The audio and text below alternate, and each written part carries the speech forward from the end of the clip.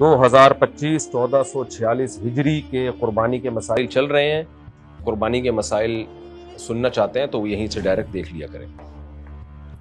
کئی مسائل میں نے ریکارڈ کروا دیے تھے, اب ہم مزید آگے چلتے ہیں. حرام آمدن والے کو گائے کے حصے میں شامل کرنا جائز ہے یا نہیں؟ اگر شاید یہ پتہ نہیں ریکارڈ کرایا تھا نہیں کرایا تھا, بس دوبارہ ریپیٹ کر دیتا ہوں. اگر آپ کو کسی کے بارے میں یقین ہے کہ اس کی آمدن حرام ہے, غالب گمان ہے, یعنی غالب آمدن اس کی حرام ہے, تو پھر آپ اس کو قربانی میں شریک نہیں کر سکتے. اگر کر لیا تو کسی کی بھی قربانی نہیں ہوگی اور گوشت بھی کسی کے لیے حلال نہیں ہوگا. اونٹ کی قربانی میں 7 حصے ہیں یا 10 حصے؟ 7 حصے ہیں اونٹ کی قربانی میں, 10 حصے نہیں ہے. وہ جو حدیث 10 والی ہے وہ مال غنیمت سے متعلق ہے. اچھا بھائی, گھر میں سب کی طرف سے قربانی دینا درست ہے. یہ مسئلہ میں نے پچھلے ایپیسوڈ میں بیان کر دیا ہے اور اس کی دلیل بھی بیان کر دی ہے کہ جو بھی صاحب نصاب ہے اس پر الگ سے قربانی واجب ہے. اس میں بعض لوگ سعودی عرب کے علماء کے کلپ شیئر کر رہے ہوتے ہیں کہ وہ کہتے ہیں گھر میں ایک سربراہ کر لے تو سب کی طرف سے کافی ہے. سعودی عرب کے علماء میں اکثریت فقہ حنبلی کو فالو کرتی ہے, تو بعض اسلاف سے ہمیں یہ ملتا ہے کہ وہ ان کی یہ رائے تھی کہ ایک گھر کے سربراہ کی طرف سے قربانی سب کی طرف سے کافی ہے. تو یہ بعض اسلاف کی رائے تھی, تو امام احمد ابن حنبل نے اسی رائے کو فالو کیا, اور سعودی عرب میں فقہ حنبلی رائج ہے تو وہ اسی رائے کو لیتے ہیں. لیکن دلیل کے لحاظ سے دیکھا جائے اور ہمارے ملک میں جو فقہ رائج ہے وہ فقہ حنفی رائج ہے, اور دلیل کے لحاظ سے جو صحیح حدیث ہے اس سے ہمیں پتہ چلتا ہے کہ سربراہ کی طرف سے کافی نہیں ہے, بلکہ جو بھی صاحب نصاب ہے, جو بھی یعنی مالدار ہے, اس پر قربانی واجب ہے. کیونکہ نبی سے ہمیں صراحتاً حدیث میں ایسا نہیں ملتا, اور اسلاف میں بھی یہ مسئلہ اختلافی تھا. تو جیسے بعض اسلاف اس کے قائل ہیں کہ گھر کے سربراہ کی طرف سے کافی ہے, تو بعض اسلاف اس کے بھی قائل ہیں کہ نہیں جی, جو بھی صاحب استطاعت ہے اس پر قربانی واجب ہے. اور حدیث میں آتا ہے من وجد سعة لیضحی فلم یضحی فلا یقربن مصلانا, جس کے پاس بھی گنجائش ہو قربانی کی وہ قربانی نہ کرے, وہ ہماری عیدگاہ میں نہ آئے. تو اس میں نبی نے کوئی فرق نہیں کیا سربراہ اور غیر سربراہ کا. اور دوسری بات یہ کہ ویسے بھی اسلام میں ایک کی عبادت دوسرے کی طرف سے کافی ہوتی نہیں ہے, اس کی کوئی نظیر بھی نہیں ملتی ہمیں. جو بھی عبادت, یعنی ایک کی زکوٰۃ دوسرے کی طرف سے کافی نہیں ہوتی, ایک کا صدقہ دوسرے کی طرف سے کافی نہیں ہوتا, ایک کی نماز دوسرے کی طرف سے کافی نہیں ہوتی. تو ہر شخص پر اپنے طور پر عبادت کی ادائیگی واجب ہوتی ہے. ہاں, وکیل بن کے کر سکتے ہیں کہ بیوی پر قربانی لازم ہے, اگر اس کے پاس گولڈ ہے, مالدار ہے, تو وہ شوہر کو اجازت دے دے کہ آپ میری طرف سے قربانی کر دیں, پھر کافی ہو جائے گی. پھر وہ کرے گا تو بیوی کی قربانی ہو جائے گی, لیکن اپنی الگ کرنی پڑے گی اگر مالدار ہے, اور بیوی کی طرف سے الگ کرنی پڑے گی. اور ویسے بھی اسلاف کے دور میں عام طور پہ گھر کا جو سربراہ ہے وہی مالدار ہوتا تھا, بیوی بچے تو مالدار ہوتے ہی نہیں تھے, ان کے پاس عام طور پر اتنا کچھ ہوتا نہیں تھا. لیکن آج تو عورت کے پاس گولڈ ہوتا ہے, پراپرٹی ہوتی ہے, تو اور پھر خواتین الگ سے جاب کر رہی ہیں. تو اس لیے جو بھی مالدار ہوگا, بیٹا بھی اگر بالغ ہے, اس کی جاب ہے, اس کی اتنی ارننگ ہے اور اتنا پیسہ اس کے پاس بچا ہوا ہے, جس کی میں پچھلے ایپیسوڈ نمبر 1 میں ڈیٹیل بیان کر چکا ہوں, تو اس پر الگ سے قربانی لازم ہوگی. حصے کے جانوروں میں پائے کیسے تقسیم کریں؟ یہ بڑا ایک پھڈا ہوتا ہے جی پائے کا, کہ 4 پائے ہیں اور 7 حصے دار ہیں, تو آپس میں مل کے ڈیوائڈ کر لیں, اس کو فیصلہ کر لیں بھائی آپس کی میوچل انڈرسٹینڈنگ سے کہ ان بھائی صاحب کو تھوڑا گوشت زیادہ دے دو اور پائے ہم زیادہ رکھ لیتے ہیں, اور جس کو پائے کا شوق ہے اس کو گوشت کم دے دیں, پائے دے دیں اس کو. بعض لوگوں کو تو پائے کا شوق ہوتا ہی نہیں ہے, وہ کہتے ہیں نہیں بھائی ہم نے کیا کرنا ہے, پائے بنانا آسان کام تو نہیں ہے. تو آپس کی میوچل انڈرسٹینڈنگ سے جو بھی طے ہو جائے پائے اس کو دیے جا سکتے ہیں. قربانی کن لوگوں پر فرض ہے؟ یہ میں پچھلے ایپیسوڈ میں پوری ڈیٹیل بتا چکا ہوں کہ کتنا پیسہ ہو, 52.5 تولہ چاندی یہ نصاب ہے, وہ بتا چکا ہوں میں. قربانی واجب ہے یا سنت؟ قربانی جمہور کے نزدیک سنت مؤکدہ ہے, اور سنت مؤکدہ بھی واجب کے قریب ہی ہوتی ہے. اور بعض اسلاف کے نزدیک, جس میں امام حنیفہ بھی شامل ہیں, ان کے نزدیک واجب ہے. اور اس کے واجب ہونے کے دلائل وہی ہے, نبی صلی اللہ علیہ وسلم نے حکم دیا ہے, اور جو قربانی نہ کرے اس کو وعید سنائی ہے. تو یہ وعید سنانا اس کی علامت ہے کہ لازم ہے. اور حضرت ابو بکر اور عمر رضی اللہ عنہما سے جو منقول ہے کہ آپ قربانی نہیں کرتے تھے, تو اس کی وجہ ہے کہ آپ مسکین تھے, آپ کے تو پیون زدہ کپڑے تھے, تو آپ کیسے قربانی کرتے؟ آپ کے تو پاس اتنا پیسہ ہی نہیں ہوتا تھا کہ اضافی کھانا گھر میں بن جائے, تو بکرا کہاں سے خریدتے اور گائے کہاں سے خریدتے, حصہ کہاں سے ڈالتے اس میں. باقی اس کا بھی میں جواب پچھلے ایپیسوڈ میں ڈیٹیل سے دے چکا ہوں، وہ آپ دوبارہ سن لیں۔ قربانی کے گوشت کے 3 حصے کرنا لازم ہے یا خود رکھ سکتے ہیں؟ 3 حصے کرنا لازم نہیں ہے، 1/3 حصہ بہتر ہے کہ غریبوں میں تقسیم کر دیں، لیکن اگر آپ خود غریب ہیں یا آپ کا خاندان، جس کو ہندی میں پریوار کہتے ہیں، بڑا ہے، تو پھر مستحب یہی ہے کہ اپنے خاندان کو پہلے آپ ترجیح دیں ان کو، کیونکہ بعض بیچارے ایسے ہوتے ہیں غریب خاندان، فیملی بڑی ہے، وہ پورے سال ان کو پوری طرح سے گوشت کھانے کو نہیں ملتا، تو پھر فقہا نے مسئلہ بیان کیا ہے کہ ایسا غریب خاندان جس کی فیملی بڑی ہو، اگر انہیں بقرعید میں قربانی کی ہے تو پھر اپنے بچوں ہی کو سارا گوشت کھلا دینا یہ زیادہ بہتر ہے، کیونکہ ان کا حق پہلے۔ ہاں مالدار لوگ جو ہیں وہ 1/3 کوشش کریں، صدقہ کریں، کیونکہ قرآن میں اللہ نے فرمایا فَكُلُوا مِنْهَا وَأَطْعِمُوا الْبَائِسَ الْفَقِيرَ، خود بھی کھاؤ اور غریب اور مسکینوں کو بھی کھلاؤ۔ کیا قربانی کا گوشت اسٹور کیا جا سکتا ہے؟ جی بالکل کیا جا سکتا ہے، جائز ہے۔ ابتدائے اسلام میں حکم یہ تھا کہ ایام تشریق کے اندر گوشت کھا لیں، اسٹور نہیں کر سکتے، لیکن بعد میں اس حکم کو منسوخ کیا گیا اور اسٹور کرنے کی بھی اجازت دے دی ہے، کر سکتے ہیں آپ اسٹور۔ غیر مسلم کو قربانی کا گوشت دینا کیسا ہے؟ جائز ہے، دے سکتے ہیں۔ آپ کے اڑوس پڑوس میں کوئی غیر مسلم رہتا ہے اس کو بھی بھیج سکتے ہیں آپ۔ کیا عید کی نماز سے پہلے قربانی کی جا سکتی ہے؟ نہیں، نبی نے فرمایا جس نے عید سے پہلے قربانی کر دی نماز سے پہلے تو یہ گوشت ہے، حلال گوشت ہے، یہ بقرعید کی قربانی نہیں ہے، تو اس لیے عید کی نماز سے پہلے آپ قربانی نہیں کر سکتے۔ اب یہاں 2 سوال ہوتے ہیں، البتہ گاؤں دیہاتوں میں جہاں عید کی نماز ہوتی نہیں ہے وہاں صبح صادق کے بعد بھی آپ قربانی کر سکتے ہیں۔ اور اب یہ ایک بڑا مسئلہ ہے کہ شہر میں تو بہت ساری عید کی نمازیں ہو رہی ہوتی ہیں، تو کون سی عید کی نماز کے بعد آپ قربانی کر سکتے ہیں؟ آپ کی مسجد میں ہو سکتا ہے 8 بجے ہو، ادھر 8:30 بجے ہو، ادھر 7:30 بجے ہو، تو بہتر تو یہی ہے کہ آپ جہاں عید کی نماز پڑھتے ہیں وہاں جب تک عید کی نماز نہ ہو جائے آپ قربانی نہ کریں، لیکن پورے شہر میں اگر کہیں بھی عید کی نماز ہو گئی ہے تو اس کے بعد آپ نے قربانی کی تو قربانی ادا ہو جائے گی۔ قربانی کا جانور اگر مر جائے تو کیا کریں؟ اگر مالدار نے قربانی کا جانور خریدا اور مر گیا وہ جانور تو مالدار پر لازم ہے دوسرا جانور خریدو بھائی، اور اگر غریب آدمی نے قربانی کا جانور خریدا اور وہ مر گیا تو بس اب اس پر قربانی لازم نہیں ہے۔ اچھا بھائی، نابالغ اولاد کی طرف سے قربانی کرنا جائز ہے؟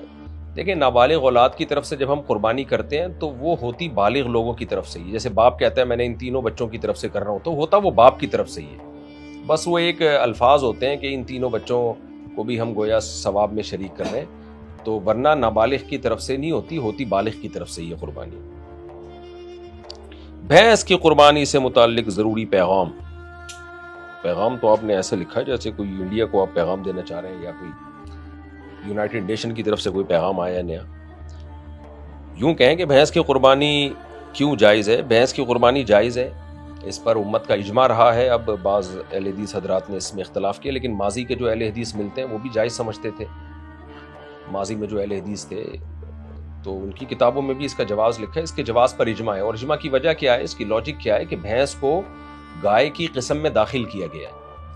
اب یہاں پر ہو سکتا ہے کسی ڈاکٹر کو اعتراض ہو کہ میڈیکلی تو بھینس اور گائے کی جنس الگ ہے، دیکھو شریعت میڈیکل کو نہیں دیکھتی، شریعت یہ دیکھتی ہے کہ گائے کی قربانی جن وجوہات پہ جائز ہے وہ تمام کے تمام وجوہات بھینس میں بھی پائی جاتی ہیں۔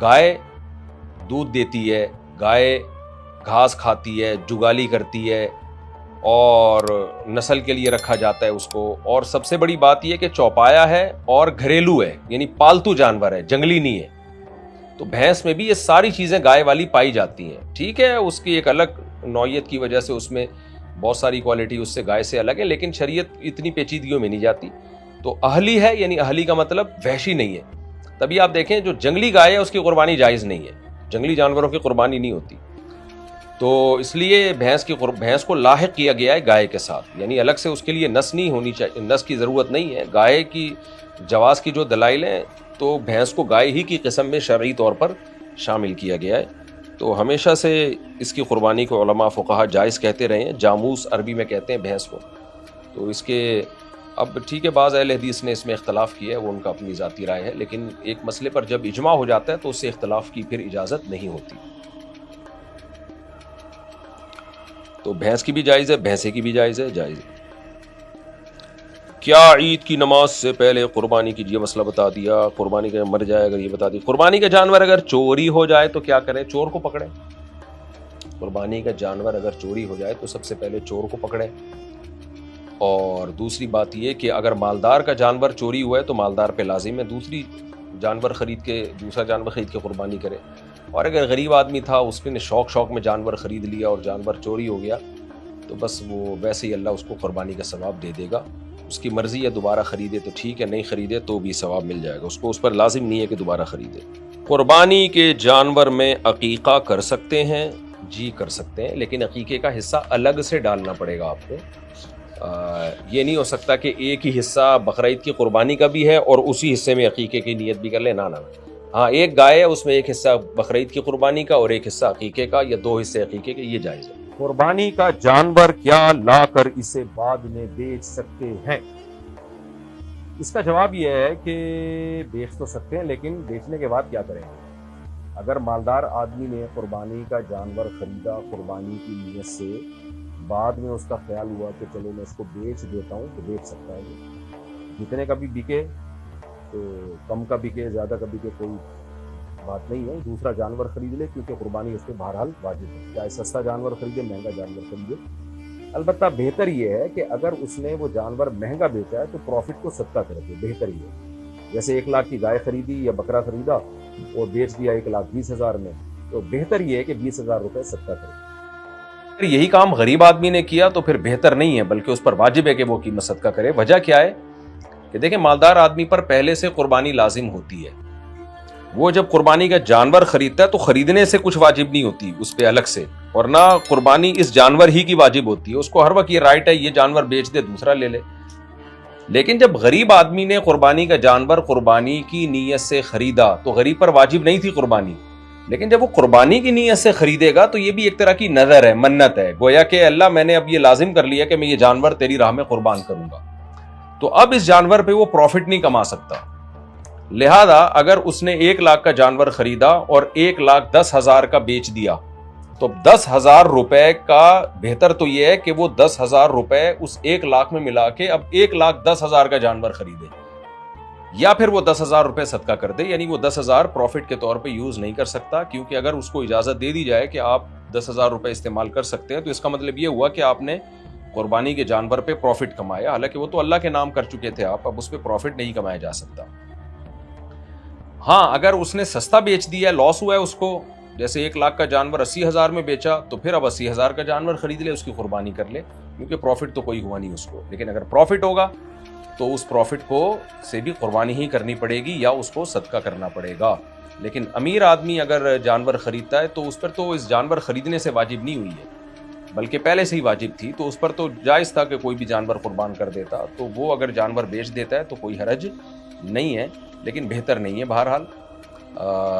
ہاں, یہ بھی ایک بات ہے کہ جو لوگ کرتے ہیں قربانی کی نیت سے جانور پالتے ہیں, تو خوب سمجھ لیں, جانور اگر قربانی کی نیت سے خریدا نہیں ہے, محض پالا ہے, تو پالنے سے بھی وہ جانور لازم نہیں ہو جاتا. بقرعید کے دن اس کو چینج بھی کر سکتے ہیں آپ. یہ احکام ہے خریدنے کے.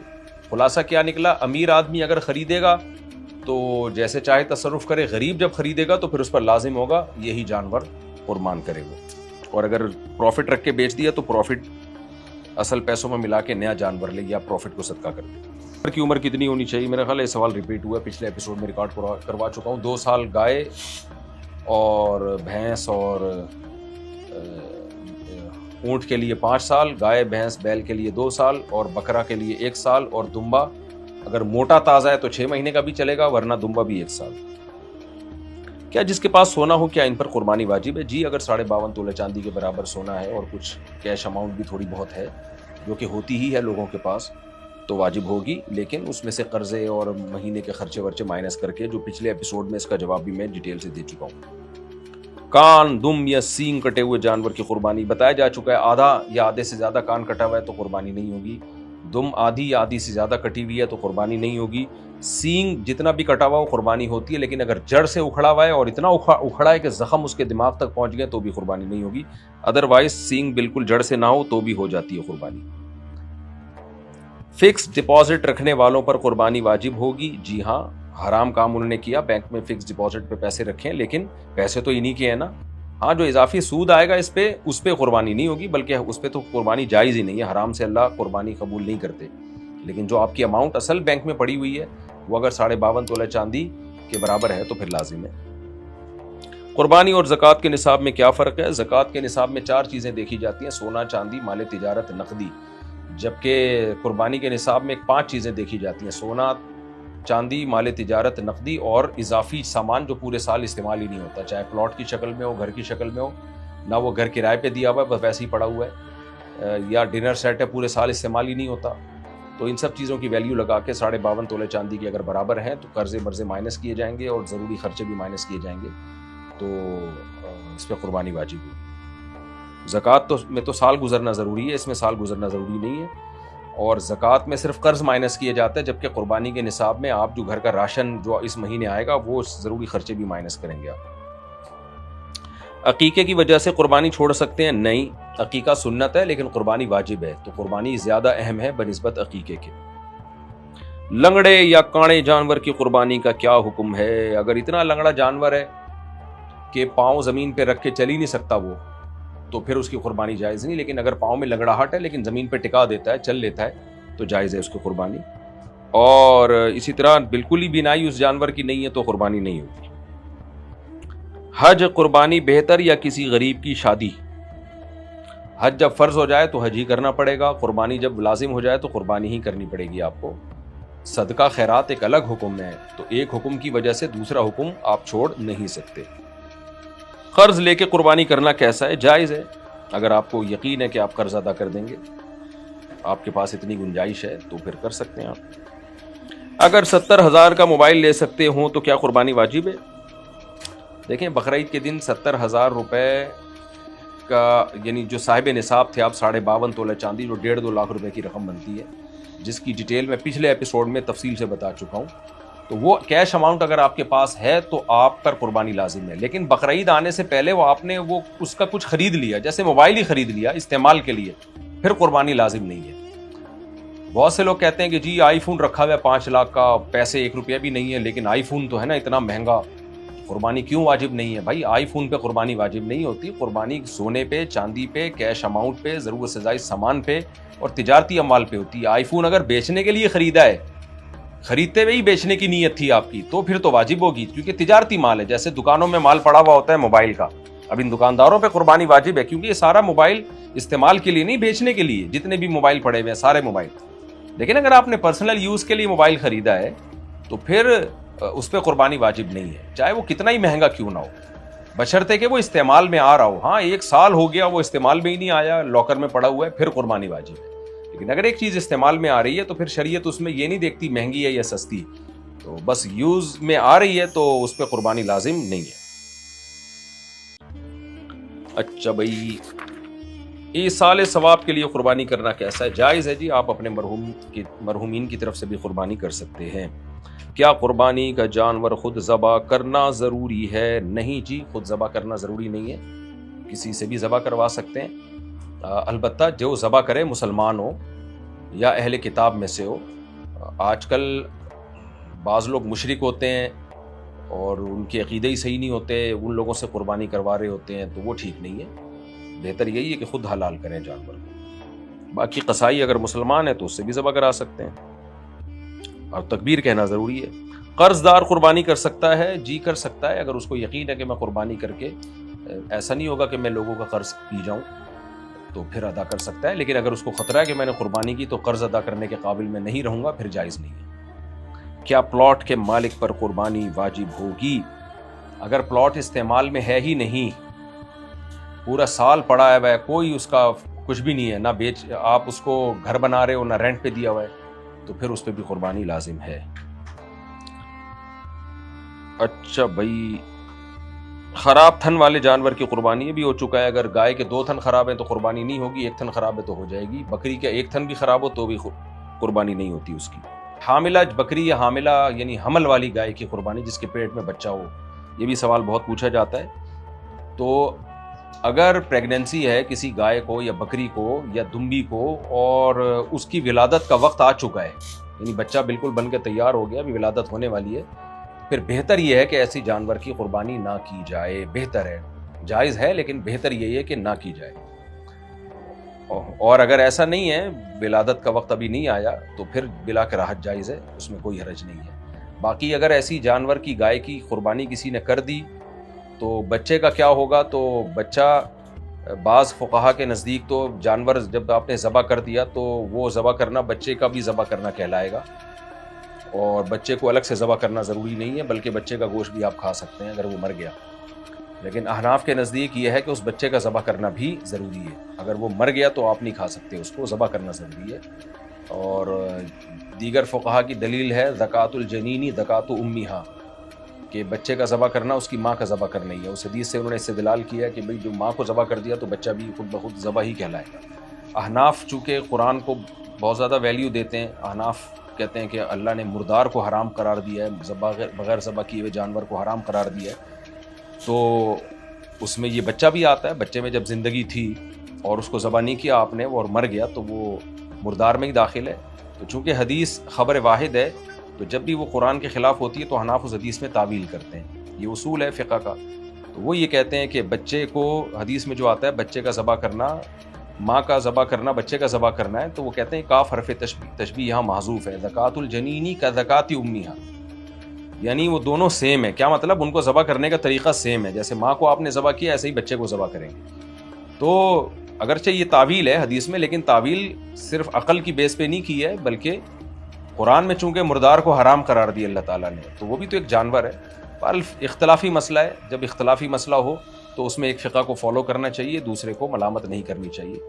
تو بر صغیر میں چونکہ زیادہ تر فقہ حنفی ہی کو فالو کیا جاتا ہے، تو اس لیے جب آپ نے گائے کو یا بکری کو ذبح کیا تو اس کے پیٹ سے اگر بچہ نکلا ہے تو پھر اس کو بھی ذبح کر دیں فوراً، تاکہ اس کا گوشت بھی آپ کے لیے حلال ہو جائے۔